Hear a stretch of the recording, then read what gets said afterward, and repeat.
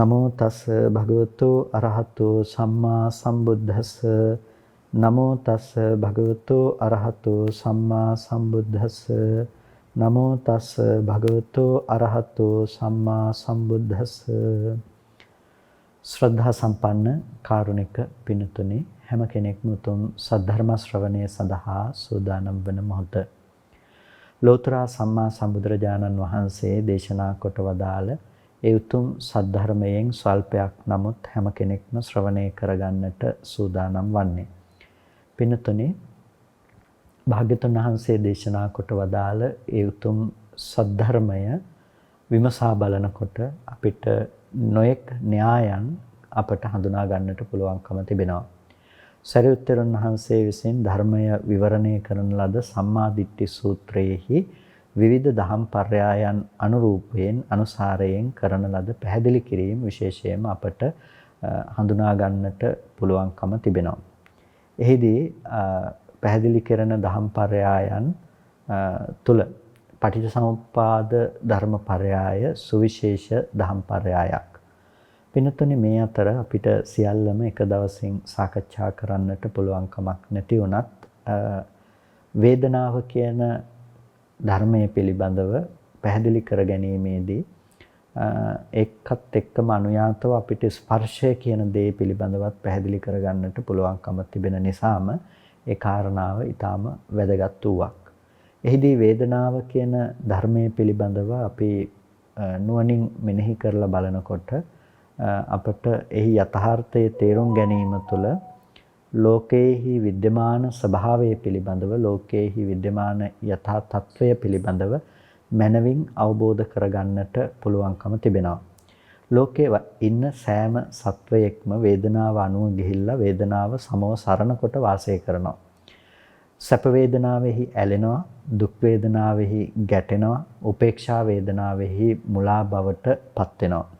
සැප වේදනාවෙහි ඇලෙන, දුක් වේදනාවෙහි ගැටෙන, උපේක්ෂා වේදනාවෙහි නැතිනම් අදුක්ඛම සුඛ වේදනාවෙහි මුලා බවට පත් වෙන මේ සත්ව ප්‍රජාවට වේදනාව පිළිබඳව නිවැරදි අවබෝධයක් ලබා ගන්නට පුළුවන් නම් අන්නේ වේදනාව පිළිබඳව ලබා ගනු ලබන මූලික අවබෝධය තුළින් දුක නැති කරන්නට පුළුවන්කම තිබෙනවා.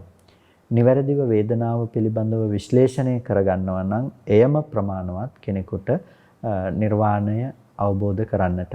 එහිදී ඊටාම වැදගත් වෙන පරයායක් තමයි මේ සම්මාදිට්ඨි සූත්‍රයේහි දකින්නට ලැබෙන වේදනා පරයාය කියලා කියන්නේ.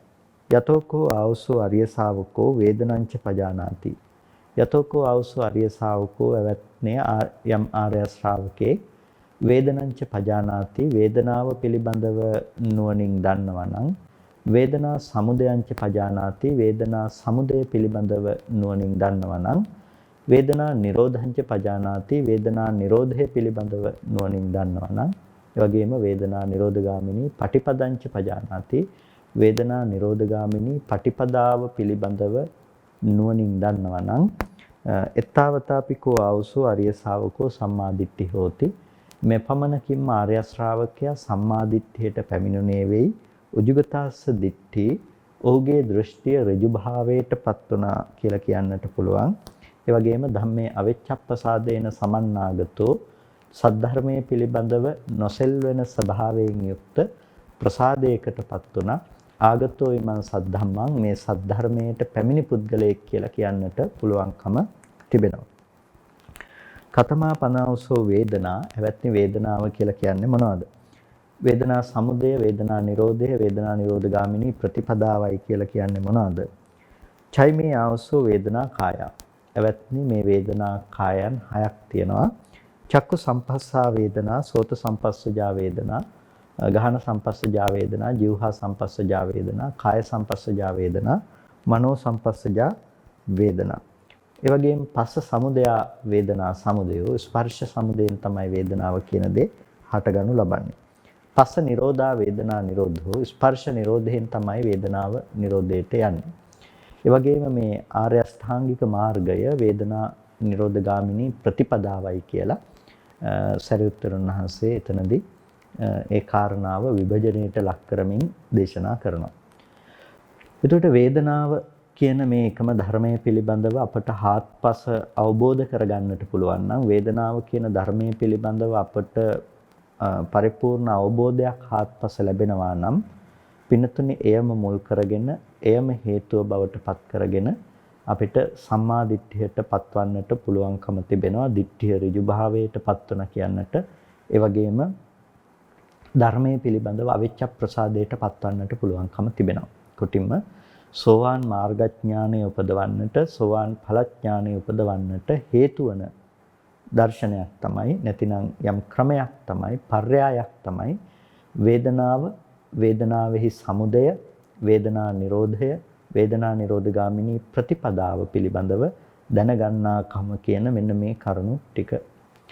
එතකොට අපි ඉස්සෙල්ලා හඳුනා ගන්නට ඕනේ වේදනංච පජානාති වේදනාව පිළිබඳව අපි නුවණින් දන්නවා. මොනවද වේදනාව කියලා කියන්නේ? එතකොට වේදනාව විග්‍රහ කරන්නේ කොහොමද? චෛමේ ආවසෝ වේදනා කාය.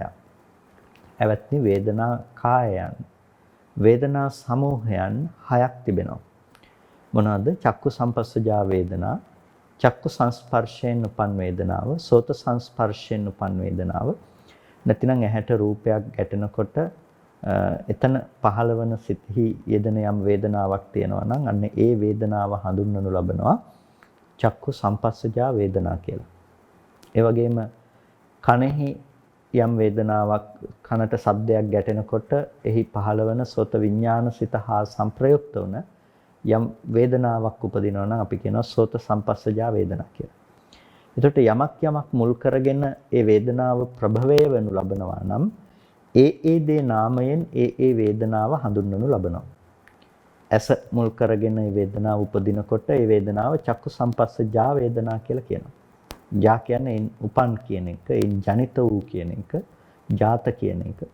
එතකොට චක්කු සම්පස්සජා කියලා කියන්නේ චක්කු සම්පස්සයෙන් උපන් කියන එක.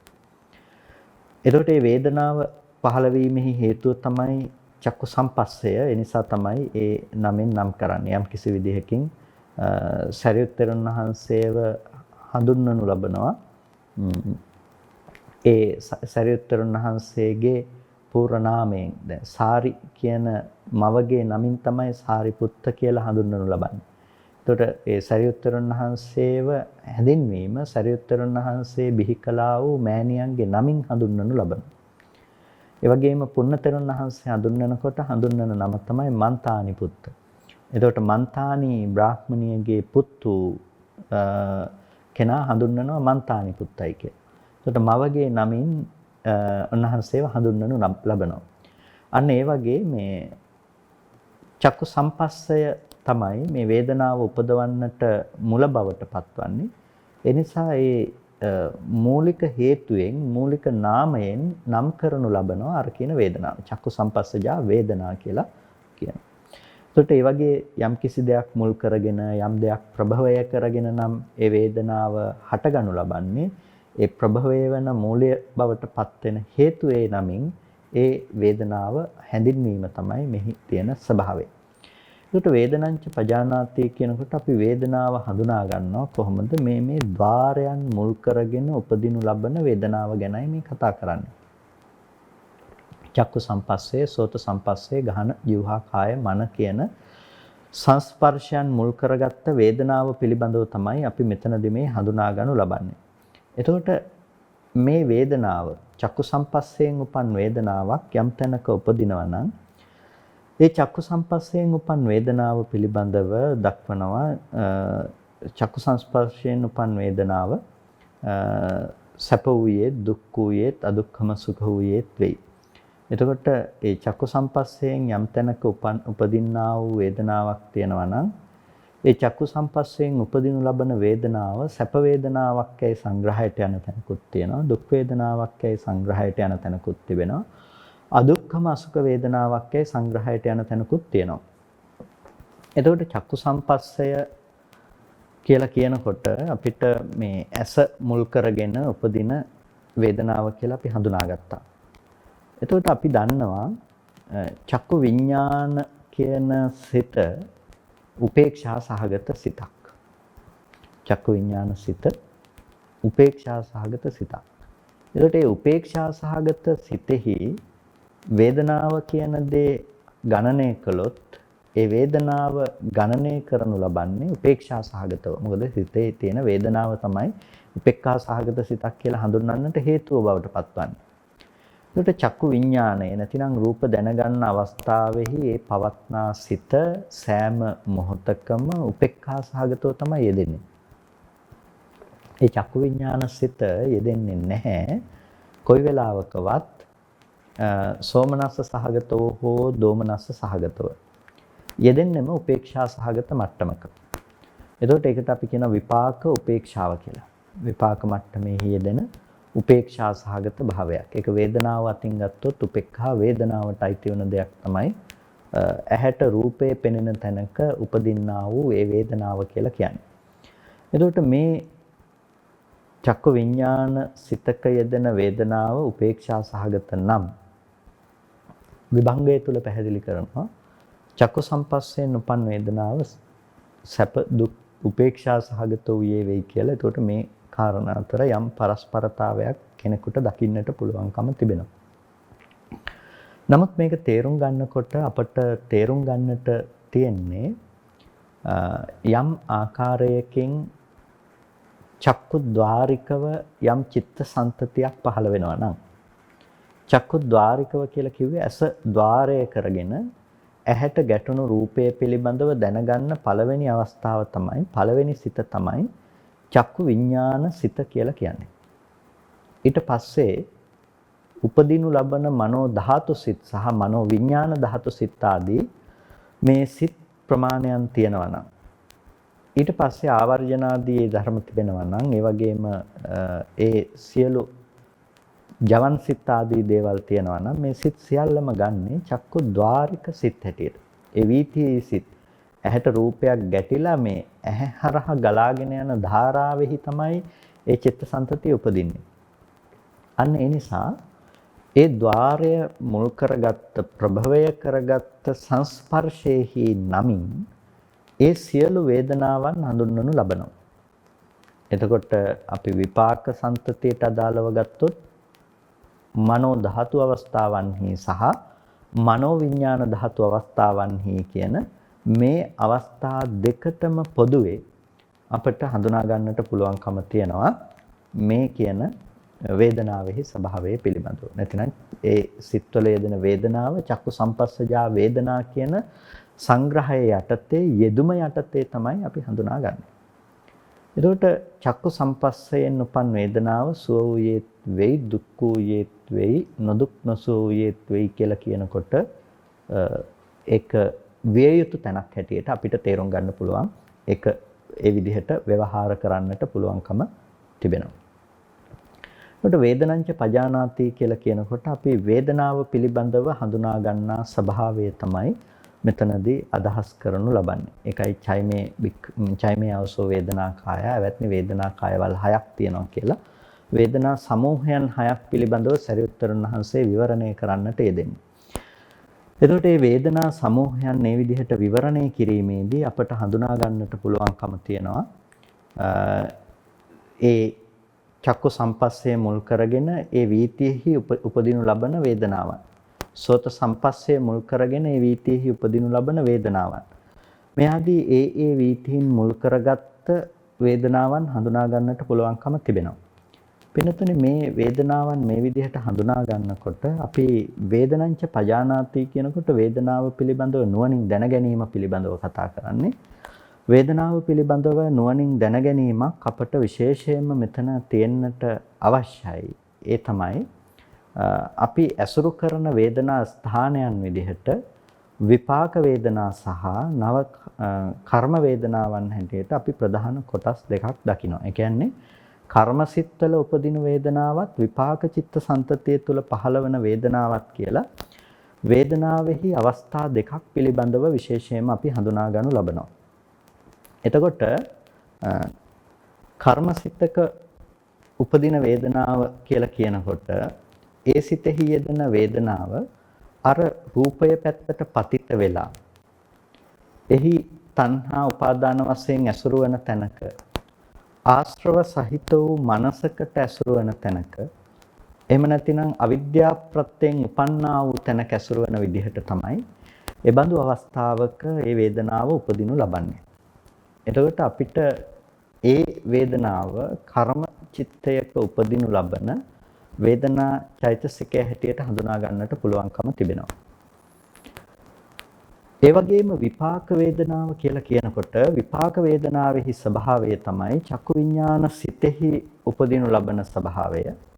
ඒ වගේම ඒ මනෝ ධාතු සිතෙහි ඊට පස්සේ උපදින මනෝ ධාතු සිතෙහි උපදින ස්වභාවය සහ මනෝ විඥාන ධාතු ආදී සිත්වල උපදිනු ලබන වේදනාව. වේදනාවක් කියලා කියන්නේ වේදේතිති ආවසෝ වේදනා කියලා කියනවා. මේ විඳින ස්වභාවය නිසා තමයි ඒක වේදනාව කියලා කියන්නේ. මොනවද මිනිස්සු විඳින්නේ? සුඛන්තිපි විජානන්ත. සැපය කියන දේ විඳිනවා.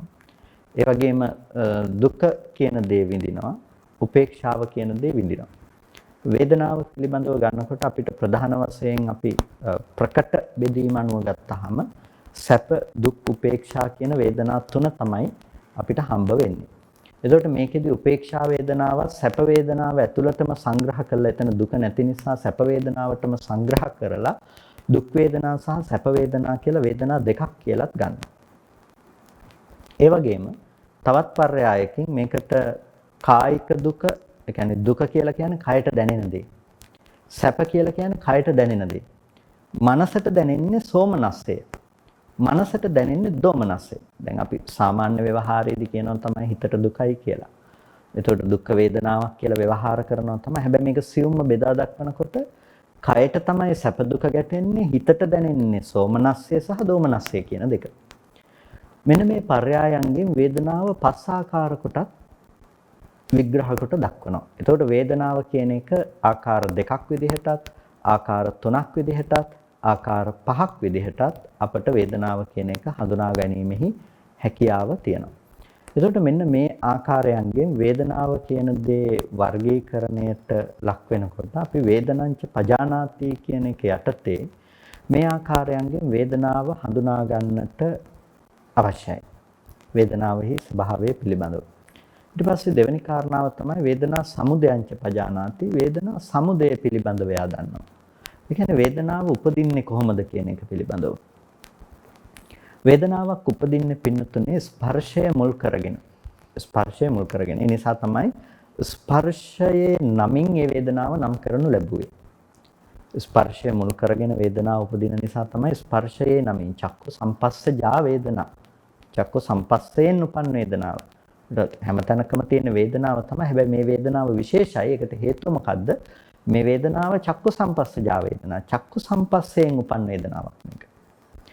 එතකොට ඒ උපදවන්න මුල් වෙච්ච නමින් උපදවන්න මුල් වෙච්ච තැනින් තමයි මේ වේදනාව උපදවනු ලබන්නේ. මෙන්න මේ ආකාරයට මේ වේදනාව අදාළ මූලයේහි නමින් අදාළ හේතුවේහි නමින් නම් කරනු ලබනවා.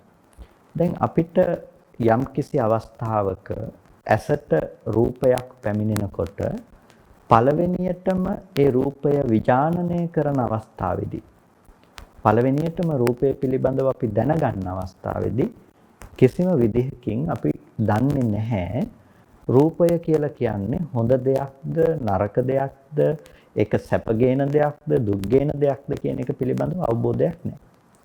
කොටින්ම ඒ දැනගනු ලබන සිතෙහි අර අරමුණ පිළිබඳව හිතනකම විතර්ක හසුරවනකම ඒ උපදවනු ලබන විතර්කයන්හි මනස හැසිරෙනකම අපි ඒකට කියනවා විතක්ක සහ ਵਿਚාර කියලා.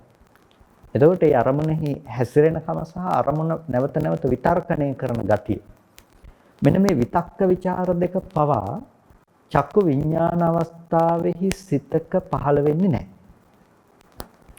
ඒ බඳු අවස්ථාවේ සිතක පහළ වෙන්නේ නැහැ මේ විතක්ක ਵਿਚාර ධර්ම දෙක පවා. එතකොට එතන සිතෙන් හුදෙක්ම කරන්න පුළුවන්කම තියෙන අර ප්‍රසාදය ආවර්ජනා කරලා චක්කු ප්‍රසාදය ආවර්ජනා කරනකොට ප්‍රසාදය ඇසුරු කරගෙන තමයි සිත පහළ වෙන්නේ. ඒකට අර ප්‍රසාදය කරා පැමිණි රූප සටහන, පැහැ සටහන, වර්ණ සටහන පිළිබඳව දැනගන්නවා. එතකොට එයා දැනගන්නේ මොකද්ද? මේක කහද, රතුද, නිල්ද, හැඩය කොහොමද, වර්ණය දැන ගැනීමත් සමග හැඩය මේ කම්ම සංජානනය වෙනවා. එතකොට ඒක ස්වභාවිකවම එයා දැනගන්න දේ තමයි අර රූපයේහි වර්ණ සටහන, පැහැ සටහන, හැඩය. එතකොට රූපයක් පිළිබඳව මූලික වශයෙන්ම සිතින් දැනගන්නවා නම් දැනගනු ලබන්නේ අන්න ඒ ආකාරයට තමයි රූපය දැනගනු ලබන්නේ. ඊට පස්සේ තමයි අර ඔය ධර්මයේ ඔය දැනගැනීමෙහි ස්වභාවයම අරමුණු කරගෙන ඒ රූපයම අරමුණු කරගෙන ඉන්පසු උපදින මනෝ ධාතු සිත උපදින්නේ. එතකොට පළමු චක්කු විඥාන සිත උපදින්නට තනියම පුළුවන් කමක් තිබුණේ නැහැ. ඒ සිත ඉපදුනේ චක්කු ප්‍රසාදය තුළ නැතිනම් ප්‍රසාදය ඇසුරු කරගෙන තමයි ඉපදුනේ. එහෙනම් ඒ හිත උපදින්න වස්තුවක් විදිහට තියෙන්න අත්‍යවශ්‍යයි චක්කු ප්‍රසාදය කියන එක. හිත උපදින්න වස්තුවක් විදිහට තියෙන්න අවශ්‍යයි චක්කු ප්‍රසාදය කියන එක. ඒකයි ඇහැ කියන එක වස්තු රූප කියන නමිනුත් හඳුන්වනවා. ඇහැ වස්තුවක්. හිත උපදින්න, හිත පවත්වන්න වස්තුවක් තමයි ඇහැ කියලා කියන්නේ. ඒක නිසා ඒක වස්තු රූප කියන විශේෂ නමින් හඳුන්වනු ලබනවා.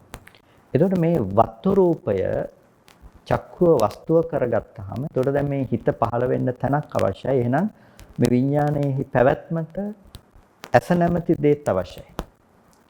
ඇසෙහි සිත පහළ වෙන්නේ පින්නතුනේ ඇහැට රූපයක් ගැටුණොත් ඒකත් එක්ක තමයි. ඇහැ පිළිබඳව ආවර්ජනා කරන්නේ ඇහැට රූපයක් ආපාතහගම වුණොත්, ඇහැට රූපයක් පතිත වුණොත්. එහෙනම් එතන රූපයක් අවශ්‍යයි. ඒ නිසා තමයි ඇහැ රූප දෙක පුරේ ජාතයි. ඒක කලින් උපදින්නේ. ඇහැ රූප දෙක කලින් උපදින්නේ. කලින් උපදිනවා කියන එකෙන් අදහස් කරන්නේ ඇහැට රූපය ගැටුණට පස්සේ තමයි ඒ පිළිබඳව ආවර්ජනා කරලා එතන දැනගන්න සිතක් උපදින්නේ. ඒ කියන්නේ මේ සිත උපදින්න කලින් పూర్වජයි. කලින් ඉපදුනා ඇස සහ රූපය කියන එක. ඒක එකට ගැටීමේ කෘත්‍ය සිද්ධ වුණා. අපි ඒකට කියනවා පටිඝ සම්පස්සයක් කියලා. එතකොට මෙතන යම්කිසි ගැටීමක් සිද්ධ වෙනකොට රූප ධර්මයන් අතර සිදුවන ස්පර්ශයක් සිද්ධ වෙනකොට අන්න එය ආවර්ජනා කරමින් තමයි එතන චක්කු විඥාන සිත ඒ විදිහට උපදින්නේ. එතකොට චක්කු විඥාන සිත එතන ඒ විදිහට උපදිනකොට පින්නතුනේ අපට විශේෂයෙන්ම හඳුනා ගන්නට පුළුවන්කම තියෙනවා. එතන අර ඇහැ රූප දෙකේ ගැටීම මුල් කරගෙන තමයි එතන ස්පර්ශය නැමැති චෛතසිකයක් ඒ හිතේ උපදිනු ලබන්නේ. ස්පර්ශය නැමැති චෛතසිකයක්. ඒක දැන් ඇහැට රූප ගැටුණා කියලා ඒ ඇහැට රූප ගැටුණ එකෙන් වේදනාව උපදවන්න පුළුවන් කමක් නැහැ. මොකද රූප ධර්මයන් අතර සිදුවන ගැටීමක් තුළ කිසිම ආකාරයකින් නාම ධර්මයක් උපදවනවා කියන එකක් සිද්ධ වෙන්නේ නැති නිසා. ස්පර්ශ ප්‍රත්‍යයෙන් වේදනාව උපදිනවා කියලා කියන්නේ ඒ චක්කු විඥාන සිතෙහි යෙදෙන ස්පර්ශය නිසා තමයි මේ වේදනාව උපදින්නේ කියන එක. ඒතකොට චක්කු විඥාණයට සිතේ ස්පර්ශය කියන දේ උපදින්න සහ පවතින්න හේතු වුණේ මොකද්ද? ඇහැට සිද්ධ වුණ රළු මට්ටමේ ස්පර්ශය.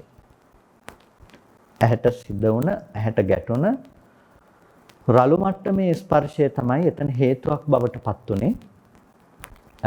චක්කු සම්පස්සේ උපදින්නට නැතිනම් ඒ හිතේ ස්පර්ශය කියන චෛතසික ධර්මය උපදවන්න. අන්න ඒ නිසා පරයායක් විදිහට ගත්තාම ඒක සිතෙහි යෙදෙන පස්සේ නැමැති චෛතසිකය වුණත් ඒකත් හඳුන්වනු ලබනවා පටිඝ සම්පස්ස කියන නම. මොකද පටිඝ සම්පස්සයක් වූ ద్వාර සම්පස්සයක් තමයි එතන සිද්ධ වෙන්නේ. චක්කුව වස්තුව කරගෙන පහළ වෙන සිතෙහි තමයි මේ සංස්පර්ශය කියන ගතිය අපිට හඳුනා ගන්නට පුළුවන්කම තියෙනවා. අන්න ඒ නිසා ඒකත් පටිඝ සම්පස්සයක් විදිහටම හඳුනා ගන්නු ලබනවා. එතකොට දැන් මේ හිතේ උපදින වේදනාව මොන විදිහටද? දැන් අපි මුලින්ම තේරුම් ගත්තා මේ රූපේ දැනගන්නේ අපි වර්ණයක් හැඩයක් විදිහට විතරයි. මේක හොඳද නරකද කියලා විනිශ්චය කිරීමක් එතනදී සිද්ධ වෙන්නේ නැහැ කියන එක. අන්න ඒ නිසා මේ සිතෙහි යෙදෙන වේදනාව හැම වෙලාවකදීම උපේක්ෂා සහගතයි. ඒ හොඳ නරක කියලා විනිශ්චය කිරීමක් නැත්නම් එතන සතුටු වෙන බවක් ඇත්තෙත් නැහැ. ඒ වගේම එතන දුක් වෙන බවක් ඇත්තෙත් නැහැ. දුක සහ සැප කියන මේ දෙකටම පසුබිම එතන නැන්නේ හේතු නිසා මේ සිතෙහි යෙදෙන වේදනාව විඳීම කියන ස්වභාවය උපේක්ෂා සහගතයි. ඒතර දැන් මේ සිත පහළ වුණේ තුන් දෙනෙකුගේ උපකාරීත්වය නිසා. මේකෙන් කොයි වෙලාවකවත් එකක්වත් අයින් කරන්න බෑ. එකක විතරක් පැවැත්ම තුල ගේන්න පුළුවන් කමකුත් නැහැ. කියන්නේ රූපය දකින්නවා කියන සිදුවීම ඇහැ නැත්තම් ගේන්නත් බෑ, රූපේ නැත්තම් ගේන්නත් බෑ, චක්කු විඥානේ නැත්තම් ගේන්නත් බෑ. මේ තුන් දෙනෙකුගේ එකතුවත් එක්ක තමයි මේක ඉපදුනේ. ඊට පස්සේ මොකද වෙන්නේ? මේ චක්කු විඥාන හිත හටගෙන නිරුද්ධ වෙනකොටම අර චක්කු විඥාන හිතෙන් දැනගත්ත රූපාරම්මණය අරමුණු කරගෙන උපදිනු ලබනවා මනෝ ධාතු සිත. මනෝ ධාතු සිත. එතකොට ඒකෙන් ඔසවා ගන්න අර විඥානනය කළා වූ රූපාරම්මණය පිළිබඳව. ඊට පස්සේ ඒ රූපාරම්මණය පිළිබඳව දැනගැනීම වශයෙන් නැවත මනෝ විඥාන ධාතු සිතක් උපදිනවා. විපාක මනෝ විඥාන ධාතු සිතක්. එතකොට මනෝ ධාතු සිතෙහි අර්ථය මොකද්ද? මනෝ ධාතු සිතෙහි අර්ථය තමයි අර තුන් දෙනෙකුගේ එකතුව නිසා ඉපදුණු හටගත්ත ඒ දැනගැනීම රූපය කියලා දැනගන්න ස්වභාවය අරමුණු කරලා ඒක මනසට දැනගන්න පුළුවන් විදිහට ඔසවා තැබීමක් සිද්ධ කරනවා. ඒක තමයි මනෝ ධාතු සිතෙන් සිද්ධ කරන්නේ. එතකොට අර තුන් දෙනාගේම එකතුව නිසා වෙච්ච දේ පිළිබඳව එයා එකට ඔසවා තබනවා. ඒක අරමුණ පිළිබඳව ඔසවා තබනවා. එතකොට දැන් මනෝ විඥාන ධාතු සිතෙන් දැනගනු ලබන්නේ අර ඔසවා තබන ලද රූපාරම්මණය. එතකොට එයා ඒ පසු සිත් වලින් දැනගනු ලබනවා ඒ රූපය ප්‍රඥප්ති ආදී වශයෙන් අරමුණු කරනවා. අම්මද තාත්තද කවුද මොකද්ද කියලා, දරුවද මොකද්ද කියලා ඒ රූපය අරමුණු කරනවා. එතකොට එයා අරමුණු කරලා දැනගන්නවා. එතකොට දැනගන්න තැන කෙලස් තියනවා කියනවා නෙමෙයි. එතනත් කෙලෙසයක් යෙදෙන්නේ නැහැ, සංකලේශික භාවයක් නැහැ. එතකොට එයාට ඉෂ්ඨාරම්මණයක් වුණොත්, ආරම්මණය ඉෂ්ඨ වුණොත්, ඒ බඳු තැනකදී එයාට ඒ මට්ටමේ ඉඳලා විපාක මට්ටමේ ඉඳලම වේදනාවක් වෙන්න පුළුවන්. ඒ කියන්නේ සෝමනස්ස වේදනාවක් එතන උපදින්න පුළුවන්කම තියෙනවා. සෝමනස්ස සහගත සිතකින් එක පිළිගන්න පුළුවන්කම තියෙනවා. දුක් වේදනාවක් නම් යාට එතනදී සහ උපේක්ෂා වේදනාවක් කියන තැනකදී, ඒ කියන්නේ නොදන්න මට්ටමක දෙයක් කියන තැනකදී උපේක්ෂා වේදනාව කියන තැනකින් ඒක එයාට පවතිනවා. එතකොට ඊට පස්සේ නැවත කර්ම වශයෙන් හැසිරෙනකොට එයා එතන අරමුණු කරගන්නවා ආදරණීය දරුවා. දැන් ඇහැට පෙනුනේ රූපයක්, දැනගත්තේ පැහැසටහනක් පිළිබඳව, සිතින් ඔසවා තැබුවේ ඒක. ඊට පස්සේ සිතින් ප්‍රඥප්ති වශයෙන් අරමුණු කළා. දැන් කර්මසිතෙහි ස්වභාවය තමයි අර ප්‍රඥප්ති වශයෙන් අරමුණු කරපු දේ බාහිර පැවතුණු දේත් එකම ධර්මයේ විදිහට නැවත ඒ වෙතට නැඹුරු වෙලා අරමුණු කිරීම. ඒ කියන්නේ අපි සිතෙන් දැනගනු ලබන්නේ භෞතිකව පවත්නා රූපයමයි කියලා.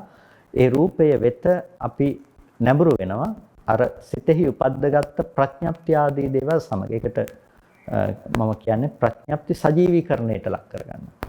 හිතෙන් මානසිකව ඇති කරගත්ත පැනවීමක් තමයි අපි අරමුණු කරන්නේ දරුවා කියලා. එතකොට දරුවා කියන අරමුණ අපි මේ විදිහට සජීවීකරණය කරගන්නකොට ඒ කියන්නේ අපි ඒක දැනගන්නකොට අපිට කර්මයේහි ස්වභාවය තමයි, කර්මසිතක ස්වභාවය තමයි අර දැනගන්න දරුවා කියන ස්වභාවය අපිට හම්බෙන්නේ කොහෙන්ද? බාහිර රූපය තුල विद्यමානයි කියලා. ඒක බාහිර රූපය තුල विद्यමානයි. අපි එළියට නැඹුරු වෙනවා. දැන් රූපය හටගෙන නිරුද්ධ වෙන ධර්මයක් ඉතුරු නැතුව. ඒක දැනගත්ත හිත චක්කු විඥාන සිතත් හටගෙන ඉතුරු නැතුව නැති වෙලා. එතකොට රූපයත් හටගෙන නිරුද්ධ නම්, ඇහත් හටගෙන නිරුද්ධ නම්, හිතත් හටගෙන නිරුද්ධ නම් අපිට මෙහි දැනගන්න දරුවා කියන ස්වභාවයේ බාහිර රූපේ වෙත ප්‍රක්ෂේපණය කිරීම වැරදි දෙයක්. හැබැයි වැරදි දෙයක් වුණත් මෙතන ඇත්ත කතාව දන්නේ නැති වෙනකොට, මෙතන යථාර්ථයේ ප්‍රතිවේද නොවෙනකොට අපිට මේ දරුවා කියන ස්වභාවයේ බාහිර රූපේ පැත්තේ තියනවා කියලා දැනෙන්න පටන් ගන්නවා. මේක සම්පූර්ණම කර්ම විඥානයේ නැමැති මායාව ඇතුලේ विद्यमान වෙන දෙයක්. මේක මේ එළියේ තියෙන දරුවා වූ රූපේ දකින්න නෙමෙයි. අනාත්ම රූපයක් ඇහැට ගැටුණු තැනකදී අපි සම්පූර්ණම මේක කර්ම විඥානයේ නැමැති මායාව ඇතුළත බිහි කරගන්න දෙයක්. ඒ මායාව ඇතුළත මේක නිර්මාණය කරගනු ලබන දෙයක්. එතකොට අපි මේ මායාව ඇතුලෙන් නිර්මාණය කරගන්නවා කියලා කියන්නේ ඊට පස්සේ අපි අර කෙලෙස් ආශ්‍රව මගින් ගෙනල්ලා දෙනකොට ආදරණීය දරුවා කියන ස්වභාවය. කලිනුත් හිටියා, දැනුත් ඉන්නවා, ඉස්සරහටත් ඉන්නවා, මෙහෙම ආදරෙන් සලකපු බවක් තියෙනවා. එතකොට දැන් ඒවා ඔක්කොම සංකල්පමය වශයෙන් උපදින දේවල්. අර සංකල්පමය දේ ඇසුරු කරන්න පටන් ගත්තාම අපිට දැන් බාහිරට යොමු වෙන්නේ මොන විදිහේ දේවල්ද? බාහිරට යොමු වෙන්න පින්නතුනේ අර සංකල්පමය වශයෙන් පවතින දේ. එතකොට අපිට සජීවීකරණයට ලක් වෙන්නේ බාහිර ලෝකෙ තුල ජීවත් වෙනවා කියලා ආදරණීය දරුවා, ආදරණීය අම්මා තාත්තා, වටින නොවටින වස්තුන් මෙන්න මේ විදිහට තමයි අපි ලෝකය පිළිබඳව අද උපදවගෙන තියෙන තත්ත්වය නිර්මාණය වෙලා තියෙන්නේ. එතකොට මේ තැනක අපි වේදනාව තමයි සමව සරණ කොට පවතින්නේ. මිනිස්සු හැම වෙලාවකදීම වේදනාව මුල් කරගෙන තමයි ජීවත් වෙන්නේ. අරමුණක් ගත්තාම ඒ අරමුණේ සැපසහගත බව දැනෙන්නට ඕනේ. අරමුණක් ගත්තාම ඒ අරමුණේ දුක සහගත බවට අකමැති, දුම්නස් ස්වභාවයට අකමැති. ඒ නිසා දුක්ඛ දෝමනස්ස දුරු කර ගැනීම පිණිස සුඛ සෝමනස්ස උපදව ගැනීම පිණිස මිනිසු නොයෙක් ආකාරයට තමන්ගේ ජීවිතේ වියදම් කරනවා, නැතිනම් ජීවිතේ කටයුතු සම්පාදනය කරනවා. කොටිම කිව්වොත් අපි වේදනාව සඳහා තමයි මේ හැම මහන්සියක්ම ගන්න. වේදනාව උපදව ගන්න තමයි මේ හැම මහන්සියක්ම ගන්න. එතකොට මේ වේදනාව අපි උත්සාහවත් වෙනවා අපිට අවශ්‍ය විදිහට පරිවර්තනය කරගෙන තබා ගන්න. සුව වේදනාවක් නම් උපදින්නේ සුව වේදනාව කියන දේ උපදින විදිහට ඒක පවත්වා ගැනීම සඳහා උත්සාහවත් වෙනවා. එතකොට දැන් අපිට ඒ වේදනාව බාහිර ලෝකයේ තුලින් හමු වෙන නිසා වේදනාව කියන එක දැන් අපිට සතුට ගේන්නේ එළියේ ඉන්න දරුවා වෙනකොට. ඒ කියන්නේ සැප වේදනාව අපිට ගේන්නේ දරුවා වෙනකොට දැන් ඔබට ඒ වේදනාව විඳින්න ඕනේ නම් දිගින් දිගට මේ සැපය විඳින්න ඕනේ නම් ඔබ දැන් මොකද්ද කරන්න ඕනේ? ඔබට පේන්නේ මේ සතුට ඇති උනේ සුවය ඇති උනේ අර දරුවා කියන රූපේ පැත්තෙන් කියලා. දැන් ඔබට සිද්ධ වෙනවා අර රූපේ රකින්න, රූපේ ආරක්ෂා කරලා තබා ගන්න. එතකොට රූපේ රකින්නකොට, රූපේ ආරක්ෂා කරලා තබා ගන්නකොට තමයි අපිට මේක වේදනාව විඳින්න පුළුවන් කියන හැඟීමෙන් මහන්සි වෙනවා. හැබැයි මේ එක ධර්මයක්වත් අපේ යටතේ තියෙන දෙයක් නෙමෙයි. එකම ධර්මයක්වත් අපේ යටතේ උපදින දෙයක් නෙමෙයි. අපිට එතකොට හඳුනා ගන්නට පුළුවන්කම තියෙනවා මේ වේදනාවෙහි පහළ වීම පිළිබඳව, වේදනාවෙහි හට ගැනීම පිළිබඳව තේරුම් ගන්නකොට යම් කර්ම සහගත සිතක යෙදෙන වේදනාව හැම මොහොතකදීම පවතින්නේ අපි සකස් කරගත්ත සංකල්පමය වශයෙන්. ඒ වේදනාව අපිට බාහිර රූපය තුළ සජීවීකරණයට ලක් වෙනකොට, බාහිර රූපේ පැත්තෙන් අපිට विद्यमान වෙනකොට, ඒ බාහිර රූපේ පැත්තෙන් विद्यमान වෙන ධර්මයේ රැක ගන්න අපිට අවශ්‍ය වෙනවා. ඒ දේ ආරක්ෂා කරගන්න වෙන අර වේදනාව උපදව ගැනීම සඳහා. එතකොට අපිට අඩුම තරමේ මේ තමන් කරගත්ත අල්ලගන්න ධර්මතා ටිකවත් එකතු කරගන්න බැරිව අපිට බාහිර රූපාදී දේවල් කොහොමද අපි තම වශයෙන්හි පවත්වන්නට යෙදෙන්නේ. ඒකට ඒක කරන්න පුළුවන් කමක් ඇති දෙයක් නෙමෙයි. ඒකට විපරීත වෙන බිඳී යන දේවල් වෙනස් වෙනවා. රුප්පතීතිකෝ රූපං කියලානේ කියන්නේ රුප්පණේ වෙන නිසා රූපය කියලානේ. රුප්පණේ වෙන රූපේ රුප්පණේ වෙනවා. සීතෝෂ්ණාදී නිසා බිඳෙන දේවල් ඒවා බිඳිලා යනවා. එතකොට දැන් මේ දේවල් බිඳෙනකොට මට දරුවා ලෙඩ වුණා, අම්මා තාත්තා ලෙඩ වුණා, දරුවා මැරුණා. මේ විදිහට අපිට කැමැති දේ වෙනස් වුණාදී ලෙස ලෝකයේ තුලින් උපදින දුක උපදින්නට අවශ්‍ය පසුබිම අපි නිකම්ම નિરાයාසයෙන් අපි නිර්මාණය කරගෙන තියෙනවා. මේ සිතෙහි උපදිනු ලබන වේදනාව අපි බාහිරට පවරා දීම නිසා. ඒ කියන්නේ බාහිර රූපයට අපි නැවත නැවත මේ වේදනාව පවරා දෙන ස්වභාවය නිසා, මේ සංකල්ප ටිකත් එක්ක පවරා දෙන ස්වභාවය නිසා අපි දුක කියන දේ නිර්මාණය කරගෙන තියෙනවා. නැත්තම් දුකෙහි කොටස්කරුවෙක් බවට අපිපත් වෙලා තියෙනවා. ඒකට මෙන්න මේ தત્ත්වය නිසා තමයි මේ තන යථාර්ථය අපි තේරුම් ගන්නට අවශ්‍ය වෙන්නේ.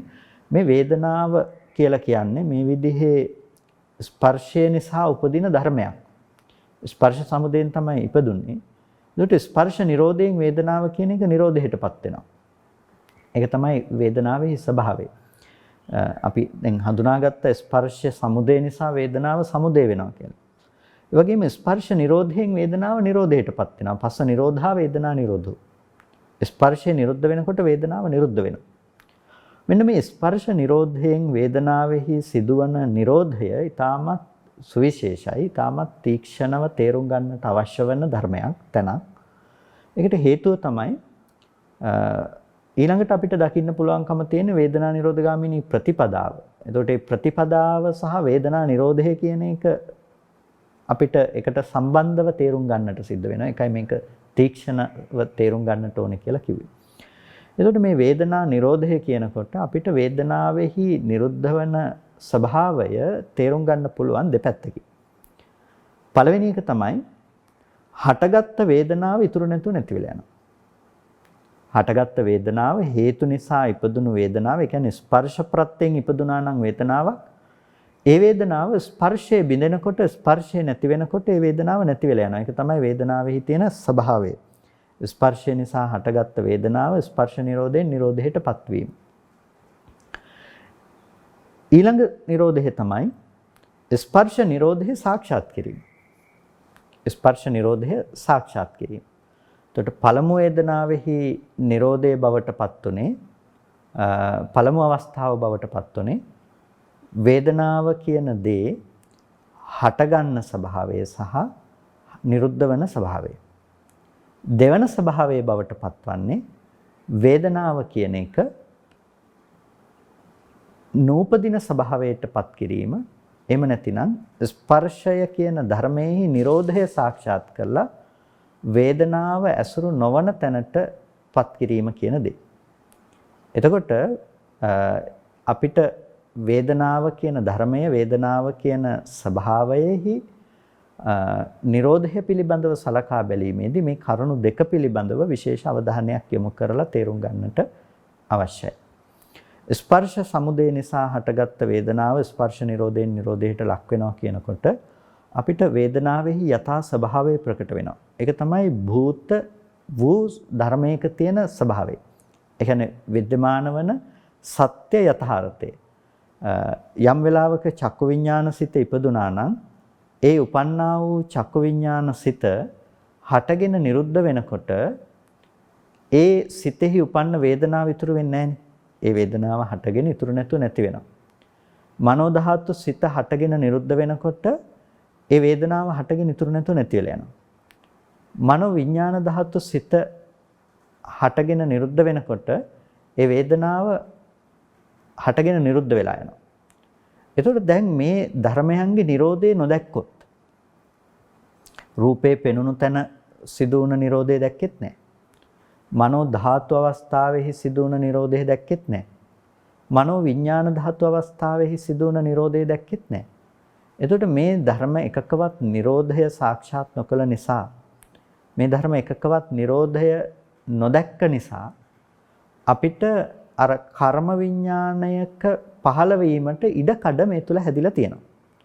කර්ම විඥානයක පහළ වීමට ඉඩකඩ කියලා කිව්වේ කර්ම විඥානයක හැසිරීමට භූමියක් දැන් තියෙනවා. ඒ කියන්නේ අර විපාක සම්තතිය යථාර්ථයේ තේරුම් ගත්තේ නැති ලක්ෂණය නිසා එතන අවිද්‍යාව යෙදෙනකොට මොකද වෙන්නේ? ඒ නොදන්නාකම මත අර සංකල්පමේ වශයෙන් හදාගන්න විඳීම් සහගත ස්වභාවය දැන් පවරන්නට පුළුවන්. ඒක තමයි බාහිර තියෙන්නේ කියලා. ඒක තමයි බාහිර තියෙන්නේ කියලා ඒ වෙත පවරා දෙන්නට පුළුවන්කම තියෙන. ඒකට ඒ වෙත පවරා දෙන්නේ අර හටගෙන නිරුද්ධ වෙන යථා ස්වභාවය පිළිබඳව දන්නේ නැතිකම නිසා. කියන්නේ ස්පර්ශයේහි හටගෙන ස්පර්ශ නිරෝධයෙන් නිරුද්ධ වෙන ලක්ෂණය පිළිබඳව දන්නේ නැහැ. අන්නේ නොදන්නා ලක්ෂණය නිසා තමයි එතනදී සෑම මොහොතකම සෑම අවස්ථාවකදීම මේ ලෝකය තුල පවතින සැප දුක් උපේක්ෂා සහගත තත්වයන් අපට හඳුනා ගන්නට පුළුවන්කම තියෙනවා. එතකොට අන්න ඒ විදිහට විශේෂයෙන් අපි බාහිර රූපයට නැවත නැවත නැඹුරු වෙමින් අපි මේක හඳුනා ගන්නකොට බාහිර රූපේ පැත්තට අපි මනසින් නැවත නැවත නැඹුරු වෙමින් ඒක භුක්ති විඳිනකොට අපිට ලෝකයේ පිළිබඳ ඇලීම් ගැටීම් වලින් මිදෙන්න පුළුවන් කමක් නැත්තේ. ඒක යථාර්ථයේ නොදැනීම මත තමයි ඒක विद्यमान වෙලා තියෙන්නේ. යම් තැනක වේදනංච පජානාති කියනකොට වේදනාව ගැන දන්නවනම් නුවණින් දන්නවනම්. ඒ කියන්නේ ආ වේදනාව ගැන දන්නවා කියලා කියන්නේ මේ සිතෙහි උපදින වේදනානිස්ෘත ස්වභාවය දන්නවා. වේදනාව කියන්නේ රූපේ නෙමෙයි. ඒක රූපේ පැත්තේ තියෙන දෙයක් නෙමෙයි. ඒක සිතෙන් උපදින දෙයක්. ආ වේදනාව දන්නවා, විපාක වේදනාව පිළිබඳව දන්නවා. ඊට පස්සේ කර්ම සිතක උපදින සාමිස වේදනාව පිළිබඳව දන්නවා. එතකොට මෙන්න මේ වේදනාව පිළිබඳව දන්නවා නම් ස්පර්ශ ප්‍රත්‍යේනොයි මේක උපදින්නේ කියන එක පිළිබඳව දන්නවා නම් දැන් අර විඳීම කියන දේ රූපයකට පවරා දෙන්න යන්නේ නැහැ. ඒ නිසා තමයි ස්පර්ශ සමුදයයි ස්පර්ශ නිරෝධයයි පිළිබඳව දැකීම වැදගත් වෙන්නේ. එතකොට ස්පර්ශ සමුදයෙන් එයා දකිනවා හැම වෙලාවකදීම වේදනාව ඒ මොහොතට උපදින දෙයක්. සැප දුක් උපේක්ෂා කියන එක ඒ මොහොතට උපදින දෙයක්. එතකොට කලින් විඳපු දේ නැවත විඳින්න පුළුවන් කමක් නැත්තේ නෑ. වේදනාව අනිත්‍ය ධර්මයක්. කලින් විඳ දෙයක් නැවත විඳින්න පුළුවන් කමක් නැත්තේ නෑ. වේදනාව කියන එක අනිත්‍ය ධර්මයක්. වේදනාව කියන එක සංකත ධර්මයක්. මෙන්න මේ විදිහට වේදනාව කියන එක පිළිබඳව යා සම්පූර්ණම දැනුමක් උපද්දගෙන තියෙනවා. වේදනාව පිළිබඳව ප්‍රඥාවක් තියෙනවා දැන් යාට. එතකොට වේදනාවේහි නිරෝධය පිළිබඳව කල්පනා කළත් එයා දන්නවා ස්පර්ශ නිරෝධයෙන් තමයි වේදනාව නිරුද්ධ වෙන්නේ කියන එක. යම් තැනකදී ස්පර්ශය හටගෙන නැති වෙලා යනවා නම් අන්නේ ස්පර්ශය හටගෙන නැති වෙලා යන තැනදී වේදනාව ඉතුරු නැතුව නැති වෙලා යනවා. එතකොට එයාට වේදනාව නිරුද්ධ කරන්න පුළුවන් දැන්. වේදනාව නිරුද්ධ කරන්න පුළුවන්. මේක ටිකක් වෙනස් කතාවක්. මේක ටිකක් අපි වෙනම නුවණින් ගවේෂණය කරලා තේරුම් ගන්න තියෙන දෙයක් තමයි වේදනාවේහි නිරෝධය. ඒකට ස්පර්ශ ආයතන ස්පර්ශයේ නිරෝධය තුල වේදනාව නිරුද්ධ කරන්න පුළුවන්. ඒකයි පස්ස නිරෝධා වේදනා නිරෝධෝ කියලා කිව්වේ. ස්පර්ශ නිරෝධයෙන් තමයි වේදනාව නිරෝධය කරන්න පුළුවන්කම තියෙන්නේ. ඒකට වේදනා නිරෝධගාමිනී ප්‍රතිපදාවකුත් පනවන නිසා ඔබට තේරුම් ගන්න පුළුවන් එහෙනම් වේදනාවේහි නිරෝධයක් පනවනවා. වේදනාවේ නිරෝධයක් පනවනවා. වේදනාව නිරුද්ධ කරන්න පුළුවන් දෙයක්. වේදනාව නිරුද්ධ කරන්න පුළුවන් මොන විදිහටද? වේදනාව නිරුද්ධ කරන්න පුළුවන්කම තියෙන්නේ ස්පර්ශය නිරුද්ධ කළා. ස්පර්ශය නිරුද්ධ කළොත් වේදනාව නිරුද්ධ කරන්න පුළුවන්. ස්පර්ශ නිරෝධයෙන් වේදනා නිරෝධය කියන දේ අපිට උපදව ගන්න පුළුවන් කරන්න පුළුවන්කම තියෙන දෙයක්. කොහොමද අපි ස්පර්ශ නිරෝධය කරන්නේ? ස්පර්ශය නිරෝධ කරනවා කියලා කියන්නේ වේදනාව නිරුද්ධ කරනවා කියලා කියන්නේ මේක නූපදිනවා. ඒ කියන්නේ දැන් ආය කවදාවත් උපදින්නේ නැහැ කියන එක නෙමෙයි. ඇයි? වේදනාවක් උපදින්න ස්පර්ශය ප්‍රත්‍ය වෙනවා වගේම තව ප්‍රත්‍ය තුනක් මේකට උපකාර වෙනවා. ඒ තමයි අවිද්‍යාව, කර්මය සහ තණ්හාව කියන අතීත හේතු ටික. මෞකුසකට විඥානයේ ප්‍රතිසන්දි වශයෙන් බැසගන්නේ අවිද්‍යාව, කර්මය, තණ්හාව නැමැති අතීත හේතු ටිකකුත් නිසා. එතකොට මේ අවිද්‍යාව, කර්ම, තණ්හා කියන අතීත හේතු ටික නිසා විඥානයක් මෞකුසකට ප්‍රතිසන්දි වශයෙන් බැසගත්තා නම් අන්න ඒ බැසගත් විඥානය අර බීජ කලලේ ඇසුරු කරගෙන ඒ රූපය දියුණු කරමින් නැතිනම් එතන රූපයන්ගේ වැඩිවීමට යමින් ඒ රූපය ඇසුරු කරගෙන නැවත නැවත උපදිනවා. යම් උත්පත්තියෙන් ප්‍රතිසන්දියෙන් ආයශයක් ගෙනාව නම් ඒ ආයශය ඉවර වෙනකන් එතන උපදීම සිද්ධ කරනවා. අපි කියනවා මේක විපාක සම්තතිය කියලා. විඥානයේ නාම රූපයට නාම රූපයේ විඥාණයට අන්‍යෝන්‍ය වශයෙන් ප්‍රත්‍ය වෙමින් මේක යම් තාක් කාලයක් ජීවත් වෙනවා නම් ඒ තාක් කාලයක් පවතිනවා. එතකොට දැන් වර්තමාන ප්‍රත්‍ය තමයි ස්පර්ශය කියලා කියන්නේ. වේදනාව උපදින්න තියෙන වර්තමාන ප්‍රත්‍ය තමයි ස්පර්ශය. අතීත හේතු ටික මොනවාද? අවිද්‍යාව, කර්මය, තණ්හාව කියන මේ ධර්ම ටික. මේකෙන් විඥානයක් මෞකුසකට ප්‍රතිසන්දි වශයෙන් බැසගත්ත නිසා තමයි ස්පර්ශ ආයතන ආය උපදවන්නේ. උපදවන නිසා තමයි ආයෙත් අරමුණු දැනගන්න පුළුවන්කම තියෙන්නේ. එතකොට එතන විඳීම තියෙන්නේ අවිද්‍යා, කර්ම, තණ්හා සහ වර්තමාන ස්පර්ශය කියන එක නිසා. අවිද්‍යා, කර්ම, තණ්හා කියන අතීත හේතුව දැන් අතීතයට ගිහිල්ලා අපිට නැති කරන්න බෑනේ. හැබැයි අපිට පුළුවන් වර්තමාන අවිද්‍යාව නැති කරන්න. වර්තමාන කර්ම, තණ්හා නැති කරන්න පුළුවන්. එහෙනම් ඒකෙන් මොකද්ද සිද්ධ වෙන්නේ? අනාගතයට විඥානයේ ප්‍රතිසන්දි වශයෙන් යන්නේ නැහැ. එහෙනම් අනාගතයට වේදනාව උපදවනවා කියන එක ස්පර්ශ ආයතන හදලා ඒ තැන්වල වේදනාව උපදවනවා කියන එක අනාගතයට සිද්ධ වෙන්නේ නැහැ. ඒකට අපි කියන අනුත්පාද සංඛ්‍යාත භාවයකට යනවා. නොහට ගන්න බවට ගිහිල්ලා. දැන් විපාක සන්තතිය තියනකම් කියේ විඥානයේ නැවත නැවත ස්පර්ශ ආයතන ටික හදන්න. බාහිර අරමුණු ගැටෙනවා. ඒ පිළිබඳව සිත් උපදිනවා. ඒ සිත්වල වේදනාව හට ගන්නවා. එතකොට ඒක අපිට මේ ජීවිතයේ අවසාන වෙනකම් පවතිනවා. රහත් උනත් ඒක ඒ සන්තතිය නතර වෙන්නේ නැහැ. ඒක ඒ විදිහටම ක්‍රියාත්මක වෙනවා. මොකද එතන කෙලෙස් ඇති වුණ තැනක් නෙමෙයි. හැබැයි ඔතන තියෙන වෙනස තමයි එයා වේදනාව නිරුද්ධ කළ කෙනෙක් වීම. ඒක නුවණින් ඔබ තේරුම් ගන්නට ඕන දෙයක්. එයා වේදනාව නිරුද්ධ කළ කෙනෙක්. එයා ස්පර්ශය නිරුද්ධ කළ කෙනෙක්. ස්පර්ශය නිරුද්ධයි කියන්නේ වේදනාව නිරුද්ධයි කියන්නේ මේ විපාක සම්තතිය තුලත් ස්පර්ශ වේදනා උපදින්නේ නැහැ කියන එක නෙමෙයි. එහෙම වුණොත් අපිට සෝපදිශේෂ නිර්වාණයක් නැහැ. ඒ කියන්නේ ජීවත් වෙලා ඉන්නකොට නිවනක් නැහැ. මරණයම තමයි නිවන කියන්න වෙන්නේ. ඒව උපදින්නේ නැහැ කියන එක නෙමෙයි. වේදනාව උපදිනවා, ස්පර්ශය උපදිනවා. හැබැයි වේදනාව අරමුණු කර ගනිමින් වේදනාව පවතින දෙයක් හැටියට ගන්නකම යා සතුව නැහැ. ස්පර්ශය අරමුණු කරමින් ස්පර්ශයේ පවතින දෙයක් හැටියට ගන්නකම යා සතුව නැහැ. ස්පර්ශ සහ වේදනාදී මේ ධර්මයන් පිළිබඳව උපාදාන කරගන්නකම, අල්ල ගන්නකම, ග්‍රහණය කරගන්නකම පවතින්නේ නැති නිසා එයාට වේදනා නිරෝධය සාක්ෂාත් කළ කෙනෙක් කියලා කියනවා. එතකොට වේදනාව යම් තැනක නිරුද්ධ නම්, වේදනාවෙහි නිරෝධය සාක්ෂාත් කළා නම්, වේදනාවෙහි නිරෝධය සාක්ෂාත් කළ තැනක වේදනාවෙහි පැවැත්ම පිළිබඳව කතා කරන්න පුළුවන් කමක් නැත්තේ නෑ. එතකොට වේදනාව ඉපදිලක් තියෙනවා. හැබැයි විඥානයේ වේදනාව නිස්ෘත කරගන්නේ නැති නිසා, විඥාණයට වේදනාව හසුවන්නේ නැති නිසා ඒ වේදනාවෙහි පැනවීම කරන්නේ නැහැ. එයා වේදනාවෙහි නිරෝධය සාක්ෂාත් කරලා තියෙනවා. මේක ඔබ ඊටාම කල්පනාකාරීව තේරුම් ගන්න. දැන් යම් දෙයක් පනවන්නේ පිනතුනේ ඒ පිළිබඳව විඥානයේ පිහිටා සිටියොත්, රූපේ පිළිබඳව හෝ වේවා, වේදනාව පිළිබඳව හෝ වේවා, මේ දේවල් ඇසුරු කරගත්තාම විඥානය අපි ඒ දේ තියනවා කියලා කියනවා. එතකොට ඒ මත පිහිටා සිටමින් අපි ඒක තියනවා කියලා කියන්නේ. හරියට ආලෝකයක් බාහිර වස්තුවට පතිත වුණාට පස්සේ පරාවර්තනය වෙනකොට තමයි අපිට ඒක රූපේ තියනවා කියලා පේන්නේ. හදිස්සියේ හරි ඔක පරාවර්තනය වෙන්නේ නැත්තම් ආලෝකයේ අපිට එහෙම වර්ණයක් පේනවා කියන එක වෙන්නේ නැහැ. ඒක විනිවිද යනවා නම් ඒ පරාවර්තනය වෙන එක පේන්නේ නැහැ එහෙම වුණොත් එහෙම අපිට. එතකොට අන්න ඒ වගේ මේ විඥාණයට වේදනාව හසු වෙන්නේ නැත්තම් එතනදී වේදනාවේ පැනවීම නැහැ. වේදනාවෙහි නිරෝධය සාක්ෂාත් කරනවා කියලා කියන්නේ වේදනාවෙහි පැනවීමක් කරන්නේ නැහැ කියන එක. ඒ නිසා වේදනාව නිරුද්ධ කරන්න පුළුවන්. අද වේදනාව නිරුද්ධ කරන්න පුළුවන්. ඒ කියන්නේ වේදනාව උපදින්නේ නැහැ කියන එක නෙමෙයි. වේදනාවෙහි නිරෝධය නුවණින් සාක්ෂාත් කරනවා හැම වෙලාවකදීම.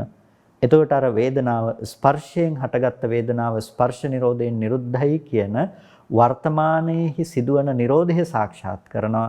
ඒ නිසා වේදනාව අරමුණු කරගෙන සත්වයේක්ක පුද්ගලයෙක්ක කියලා හිතන තැනකට යන්නේ නැහැ. මෙහි උපද්ද ගන්න ප්‍රඥප්ති බාහිරට දාලා බාහිර ලෝකයේ තුල ඒ ප්‍රඥප්ති සජීවීකරණයට ලක් කරගන්නේ නැහැ. එතකොට බාහිරට යොමු කළ බාහිර ලෝකයේ තුල ඒක ප්‍රඥප්තියෙන් සජීවීකරණයට ලක් කරගන්නේ නැති වෙනකොට, බාහිර ලෝකයේ තුල ඒ ප්‍රඥප්ති සජීවීකරණයට ලක් කරගන්නේ නැති වෙනකොට එයාට ඒ ප්‍රඥප්ති වලින් සම්පූර්ණම මිදෙන්න පුළුවන්කම ලැබිලා තියෙනවා. බාහිර ප්‍රඥප්ති වලින් මිදෙන්න පුළුවන්කම ලැබිලා තියෙනවා. ඒ කියන්නේ දැනගන්න බැරි වෙනවා කියන එක නෙමෙයි. එයා හිතෙන් උපද්ද ගන්න දේවල් හිතෙන් හටගත්ත දෙයක් හැටියට දකිනවා. ඒක එළිය विद्यमान වන දෙයක් හැටියට බාහිරට යොමු කිරීමක් නැතිව. මෙන්න මේ විදිහට එයා ඒ තැන හටගත්ත ධර්මය ඒ තැන නිරුද්ධ වෙන ස්වභාවය අවබෝධ කරගන්නකොට එයාට කියනවා ස්පර්ශ නිරෝධයෙන් වේදනාව නිරුද්ධ වෙන බව අවබෝධ කරගත්තා කියලා. ඒකට අන්න ඒකට උපකාර වන ධර්මයක් තමයි පින්නතුනේ ආර්ය අෂ්ටාංගික මාර්ගය කියලා කියන්නේ. සම්මා දිට්ඨිය මුල් කරගත්ත, සම්මා දිට්ඨිය ප්‍රදාන කරගත්ත ආර්ය අෂ්ටාංගික මාර්ගය කියලා කියන්නේ අන්න ඒ සඳහා අපිට අනුගමනය කරන්නට තියෙන ක්‍රියාපිළිවෙත. එතකොට එතනදී සම්මා දිට්ඨිය තමයි පූර්වාංගම. සම්මා දිට්ඨිය කියලා කියන්නේ මොකද්ද? අපි ඇති කරගනු ලබන යහපත් දර්ශනය අපි දකිනවා මෙතන සිද්ධ වෙන දැකීම පිළිබඳව. මොකද්ද සිද්ධ වෙන්නේ? යථාර්ථය පිළිබඳව. මේ විදිහට හටගත්ත ධර්මය ඒ තැන හටගෙන නිරුද්ධ වෙන බවකුයි තියෙන්නේ. ඒ ධර්මයේ සත්වයේක්ගේ පුද්ගලයෙක්ගේ දෙයකගේ වෙන්න පුළුවන් කමක් නැහැ කියන නුවණ උපදින විදිහට අපි බලනවා. එතකොට ඒ සම්මාදිට්ඨිය කියන දේ උපදින්නේ අපි හැම වෙලාවකදීම අනවතරයෙන් පවත්වනු ලබන අපේ මානසිකාරයක් එක්ක. ඒකට ප්‍රධාන වශයෙන්ම උපකාර වන මානසිකාරය තමයි අපි අනිත්‍ය දුක්ඛ අනාත්ම කියලා ත්‍රිලක්ෂණ ප්‍රතිවේදය තුළින් දකින්නේ. එතකොට ඔබ අනිත්‍ය වශයෙන් දකිනවා නම් ඔබ දකිනවා ඉති වේදනාය සමුදය ඉති වේදනාය අත්ංගමෝ. මෙන්න මේකයි වේදනාව කියලා ඔබ වේදනාව හඳුනා ගන්නවා. ඉති වේදනා. දැන් වේදනාව හඳුනා ගන්නකොට ඔබට වේදනාව ප්‍රකට වෙන්නේ කොයි විදිහටද? වේදනාව ප්‍රකට වෙන්නේ හිතේ උපදින විඳීම් සහගත ස්වභාවයක්. හිතේ උපදින විඳීම් සහගත ස්වභාවයක්. එතකොට ඔබට ඉති වේදනා කියලා පේනකොට පේන්නේ අර බාහිර රූපේහි විද්‍යමාන වන විඳීම කියන දේ නෙමෙයි. ඔබට පේන්නේ ඒ පිළිබඳව අපි සිතින් අරමුණු කරනකොට උපදව ගන්න විඳීම් සහගත ස්වභාවය ඉති වේදනා කියනකොට. ඒ වගේම ඉති වේදනාය සමුදය වේදනාව හට ගන්නවා. කොහොමද වේදනාව හටගන්නේ? අවිද්‍යා, කර්ම, තණ්හා සහ ස්පර්ශ කියන හේතු මුල් කරගෙන. අවිද්‍යා, කර්ම, තණ්හා කියලා කියන්නේ යථාර්ථය නොදන්නාකම නිසා රැස් කරගත්ත කර්මයකට තණ්හා කිරීම විදිහට තමයි ප්‍රතිසන්දි වශයෙන් බැස ගන්න යෙදුනේ. මනුස්ස ලෝකෙක ඉපදුනා කියලා කියනවා නම් ඒ අවිද්‍යා, කර්ම, තණ්හා කියන නිමිති ඒ ටික නිසා ඉපදුණු දෙයක්. එතකොට ස්පර්ශ ආයතන ටික උපදින්නේ අවිද්‍යා, කර්ම, තණ්හා කියන මේ ස්වභාවය නිසා ප්‍රතිසන්දි වශයෙන් පැමිණෙන්න හේතු වුණ දේවල් ටික නිසා. එහෙනම් මේ හේතු ටික අතීත හේතු විදිහට කතා කළ යුතුම හේතු ටික. එතකොට ඔබ අද යම්කිසි මානුෂික වූ දේවල් භුක්ති විඳිනවා නම්, මනුස්ස ලෝකෙට උරුම වෙච්ච සැප දුක භුක්ති විඳිනවා නම්, ඒ තැනක ස්පර්ශ ආයතන ටික නිර්මාණය කරන්න හේතු වෙලා තියෙන්නේ මොකද්ද? ඒ තැනක ස්පර්ශ ආයතනය උපදවන්න හේතු වෙලා තියෙන්නේ පින්නතුනි ඒ තැන ඉපදුණු ඒ තැන හටගත්ත අවිද්‍යා, කර්ම, තණ්හා, ආහාර, ස්පර්ශ කියන හේතු ටික තමයි සම්පූර්ණම එකට ප්‍රධානම බවට පත් වෙලා තියෙන්නේ. ඒකේ තුනක් අතීත අවිද්‍යා, කර්ම, තණ්හා කියන අතීත ටික. එතකොට මේ මානුෂීය සැප සම්පත් දුක භුක්ති විඳින්න හේතු වෙන අවිද්‍යා, කර්ම, තණ්හා කියන තුනත් එතනදී ස්පර්ශ වෙන බාහිර රූපයක් ස්පර්ශ වෙනකොට හිතක් උපදිනවා කියන තැන සිදුවන ස්පර්ශයත් කියන වර්තමාන ප්‍රත්‍යයත් මුල් කරගෙන තමයි වේදනාව කියන දේ ඉපදුනේ. එතකොට වේදනාව පිළිබඳ උපදිනකොට වර්තමාන ප්‍රත්‍යයක් දකිනවා, අතීත ප්‍රත්‍ය තුනක් අපි දකිනවා. අතීත හේතු තුන සහ වර්තමාන හේතු හැටියට මේ කරුණු හතරම අපි තේරුම් ගන්නවා. එතකොට ඉති වේදනාවේ අත්ංගමෝ කියනකොට මේ තමයි වේදනාවේ අස්තංගමය කියලා කියනකොට අපි දන්නවා වේදනාව කියන එක හටගෙන නිරුද්ධ වෙන ධර්මයක්. වේදනාව පිළිබඳව සත්පුද්ගල භවකින් ඇසුරු කිරීම කියන එක වැරදි කියලා අපි දකිනකොට වර්තමාන අවිද්‍යා, කර්ම, තණ්හා ටික නැති වුණොත් අනාගතයට උපදිනවා කියන එක වෙන්නේ නැහැ. ස්පර්ශ ආයතන හැදෙනවා කියන එක වෙන්නේ නැහැ. වේදනාව උපදිනවා කියන එක වෙන්නේ නැහැ. ඒ වගේම වර්තමාන වූ ස්පර්ශය නිරුද්ධ වෙනකොට ඒ වේදනාව ඒ තැන නිරුද්ධයි. මේ දෙපැත්තකින් මේ අවබෝධය තියෙන අනාගතයට වර්තමාන හේතු ටික නැති කරලා අනාගතයට උපදින්නේ නැහැ කියන පැත්තක් තියෙනවා. ඒ වර්තමාන හේතු ටික නිරුද්ධ වෙනකොට ඒ තැන ඒ ධර්මයේ නිරුද්ධ වෙනවා කියන දෙයටත් නුවණ තියෙනවා. එතකොට අධිහර තුනක් යටතේ ඔබට වේදනාව පිළිබඳව මානසිකාරය පවත්වන්න පුළුවන්, විපස්සනා වඩන්න පුළුවන්කම තියෙනවා. ඒ තමයි පළවෙනි එක ඉති වේදනා. මනසින් ඔබ තේරුම් ගන්නවා, අරමුණු කරගන්නවා වේදනාව වෙන්කොටගෙන. දැන් වේදනාව කියන එක අපිට අද රූපත් එක්ක එකට ප්‍රතිබද්ධයිනේ. රූපත් එක්ක එකට ප්‍රතිබද්ධයි. එතකොට අපි ස්පර්ශ ප්‍රත්‍යයෙන් උපන්න වේදනාවක් නෙමෙයි දකින්නේ. අපි දකින්නේ හැම වෙලාවකදීම බාහිර රූපේ දකින්නකොට ඇති වෙන සතුට. රූපයක් දකින්නකොට ඇති වෙන දුක. ගන්ධයක් දැනෙනකොට අපිට දැනෙන සතුට. එතකොට දැනෙන සොම්නස් බව. අපි භුක්ති විඳින්නේ නේද? හැබැයි එතන හැම වෙලාවකදීම කාය විඥානයේ හැරුණකොට අනිත් සෑම තැනකම ඒ හටගන්න විඥානය උපේක්ෂා සහගතයිනේ. උපේක්ෂා සහගතයි.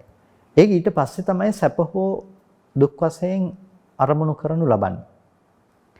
උපදින්නේ උපේක්ෂා සහගතව පස්සේ අපි ඒක සැප හෝ දුක් වශයෙන් අරමුණු කරනු ලබනවා.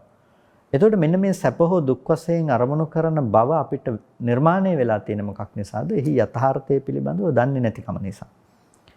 අපි යථාර්ථය දන්නවා නම් මනස තුල උපදින වේදනාව බාහිර රූපයට ප්‍රක්ෂේපණය කරන්නේ නැහැ.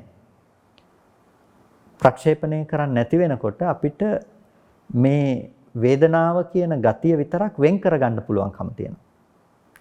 වේදනාව හිතේ උපදින ධර්මයක් කියලා අපිට ඒක වෙන් කරගන්න පුළුවන්. අද ඊටාම සියුම් ලෙසම අපිට මේක බැසගෙන තියෙන නිසා මේකේ වෙනස තේරෙන්නේ නැහැ. අපිට හිතෙන්නේ සැපෙන්නේ රූපය තුලින් කියලා. ඔබ හිතන්නේ ඔබ සතුටු වෙන ගන්ධය තියෙන්නේ බාහිර කියලා.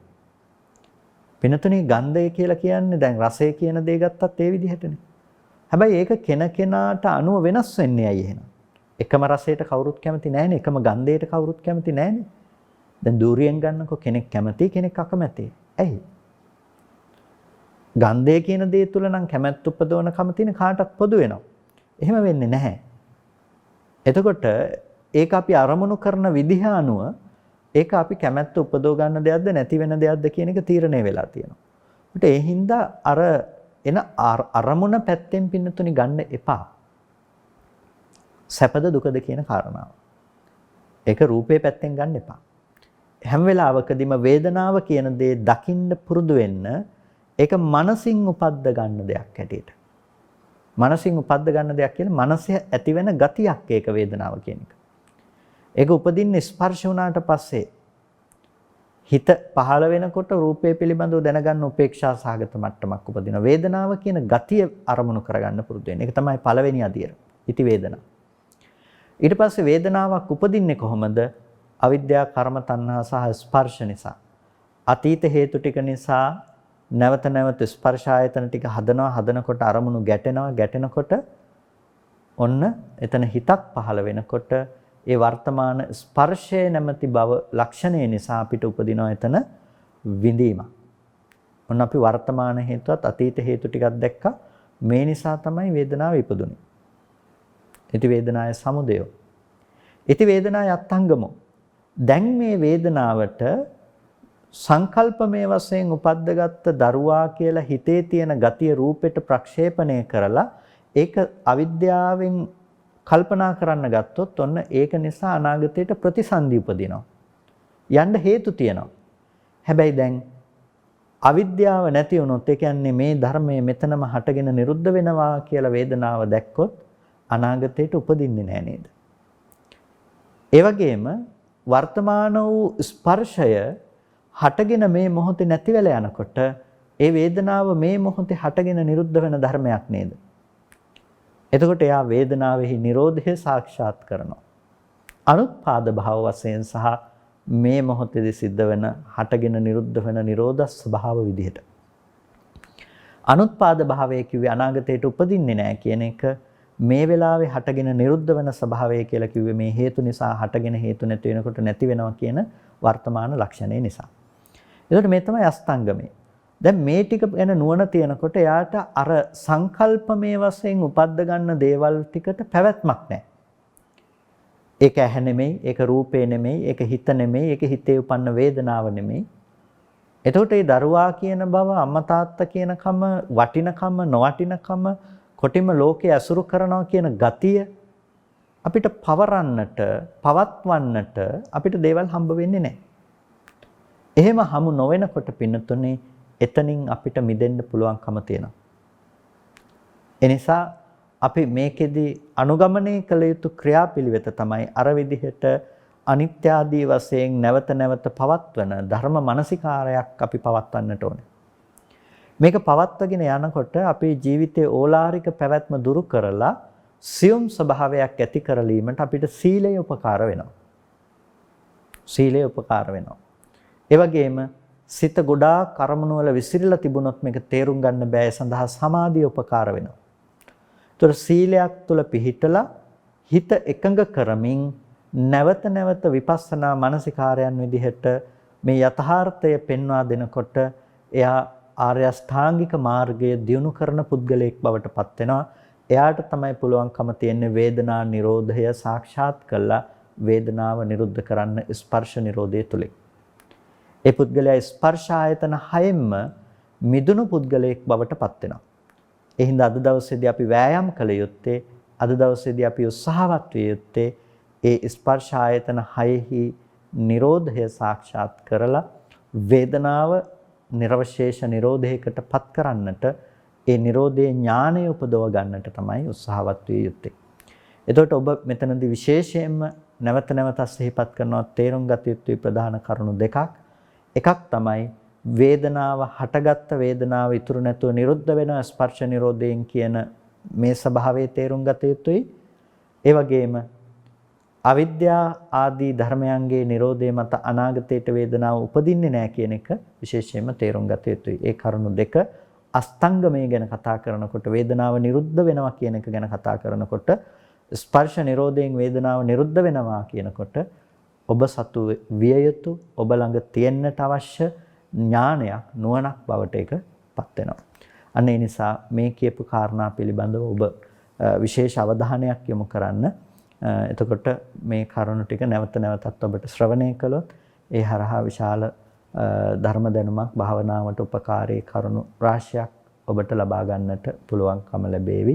හොඳයි එහෙනම් හැමදිනෙකම කල්පනා කරගන්න සද්ධර්ම ශ්‍රවණය කරලා යෝනිසෝ මනසිකාරයේ පවත්තලා වටිනා කුසලයක් සිද්ධ කරගන්නට යෙදුනා. ඒ සිද්ධ කරගත්ත සියලුම කුසල ධර්මයන් මේ වෙලාවේදී අනුමෝදන් කළ යුතු අයට අනුමෝදන් කරමු. පළමුවෙන් අර්ථයෙන් ධර්මයෙන් අපට අනුශාසනා කළ අපේ ධර්මාචාර්ය අවසරයි මාංකඩවල සුදස්සන ස්වාමීන් වහන්සේට, අවසරයි මාංකඩවල නන්දරත්න ස්වාමීන් වහන්සේට, ස්වාමීන් වහන්සේලා දෙනමතම උතුම් නිවනින් සැනසීම පිණිසම මේ කුසල ධර්මයන් හේතුපනිශ්‍රේම වේවා කියලා ප්‍රාර්ථනා කරනවා. ඒ වගේම දෙවියන්ටත් අපි පින් අනුමෝදන් කරමු. සීල දෙවියෝ මේ පින් සතුටින් සාදුනාදයෙන් අනුමෝදන් වනු ලබත්වා දෙවියන්ට අමා මහ නිවනින් සැනසීම පිණිස මේ කුසලය හේතුපනිශ්‍රේම වේවා කියලා සාදු කියලා දෙවියන්ටත් පින් දෙන්න.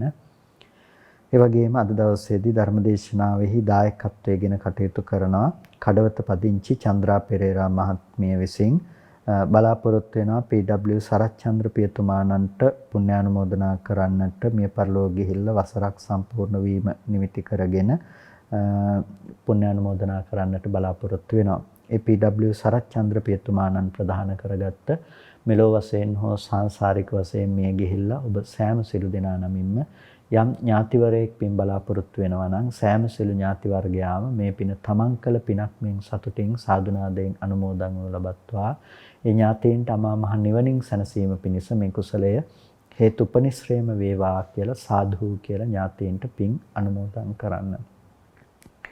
ඒ වගේම ජූලි 3 වෙනි දිනට දෙවන උපන්දිනය සිහිපත් කරන තෙනායා දිනේට ආශිර්වාද කරන්නට බලාපොරොත්තු වෙනවා. ඒ තෙනායා දිනේටත් ඒ වගේම දායකත්වයෙන් කටයුතු කරන චන්ද්‍රා පෙරේරා කඩවත පදිංචි චන්ද්‍රා පෙරේරා මහත්මිය ඇතුළු සෑම සිල් දිනාටමත් ධර්ම ශ්‍රවණය කළ ඔබ සෑම සිල් දිනාටමත් නිදුක් නිරෝගී සුවපත් බව චිරජීවන සම්පන්නිය සැලසේවා. කායික මානසික සැනසෙල්ල උදා කරගෙන අමා මහ නිවනින් සැනසෙන්නටම මේ සියලු කුසලය හේතුපනිශ්‍රේම වේවා කියලා සාදු කියලා හැමදිනාම පින් අනුමෝදන් වන්න. හැමදිනාටම තෙරුවන් සරණයි.